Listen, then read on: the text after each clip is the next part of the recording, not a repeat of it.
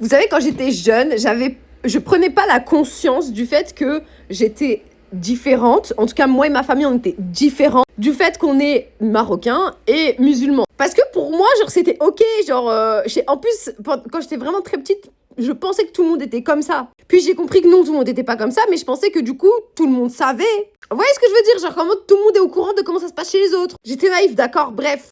Il faut savoir que, pour ceux qui savent, ceux qui me suivent depuis longtemps, vous savez que j'avais un frère qui était très malade et qui est décédé, bref. Et qui est très malade depuis qu'il était né. Et lors de l'une de ses nombreuses hospitalisations, à un moment, mon père a sorti son tapis de prière, il a commencé à prier parce que c'était l'heure de prier, en fait. C'est pas, il y a une infirmière, à un moment, elle rentre dans la chambre, et je vous jure, hein, ni une ni deux, elle observe mon père pendant 30 secondes. Je vous jure, la scène, c'était une scène de film. Elle a duré 30 secondes chrono.